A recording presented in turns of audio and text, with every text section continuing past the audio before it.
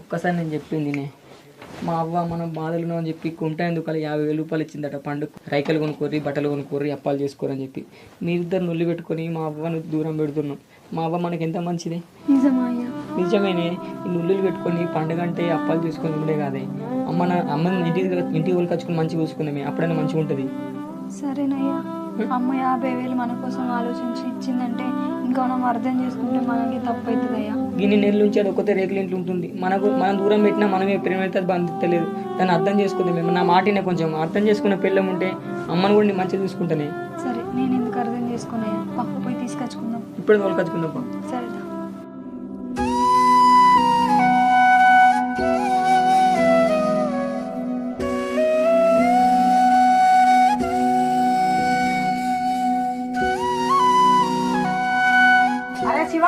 మొన్న బచ్చిగంట 50,000 పంపించా ఇచ్చిండారా?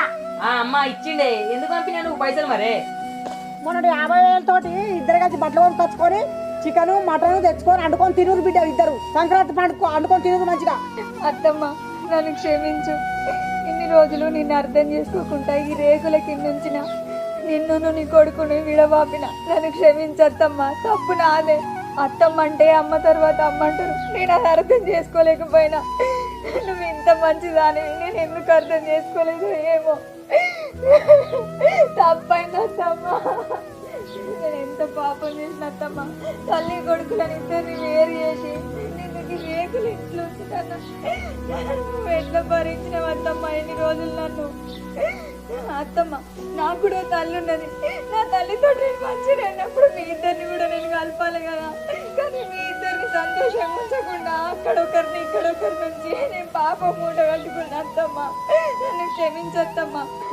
పండుగలు అంటే కొత్త బట్టలు వేసుకొని చికెన్లు మటన్లు తెచ్చుకొని అప్పాలు చేసుకొని సంబరపడేది కాదత్తమ్మ. కోడల్ని అర్థం చేసుకునే అత్తుంటే అత్తను అర్థం చేసుకునే కోడలు ఉంటే ఆ ఇంట్లో ఎప్పటికైనా పండుగ అత్తమ్మ. కానీ నేను అది అర్థం చేసుకోలేదు. ఇప్పటికైనా ఏమున్నది పా మన ఇంటి పోయి పండుగ చేసుకుందాం. ఏమయ్యా పోదాంపా. నువ్వు 50,000 ఇచ్చి బట్టలు కొనుక్కోమని చెప్పినవాట. కాళ్ళకి అప్పు ఉంటే అప్పు కట్టినవాట. కాళ్ళకి అప్పు ఉంటే అప్పు కట్టినవాట. అందరికి అప్పులు కట్టి మా గురించి ఆలోచిస్తే నేనేమో తప్పుగా అర్థం చేసుకున్నత్తమ్మ. పోదా మన ఇంటికి మనం పోదాం పాతమ్మ. అమ్మ పోదాంపా. ఇన్ని రోజులు నీకు రేకుల నుంచి ఎంతో బాధ పెట్టిన. ఇప్పటికైనా నా భార్య మారింది. అది నేను మంచిగా ఒక తల్లి లెక్క చూసుకుంటా అంటుంది. ఇప్పుడే నాకు పండుగ అంటే అసలైన పండుగనే అమ్మ. మా ఇంటికి పోదాంపా.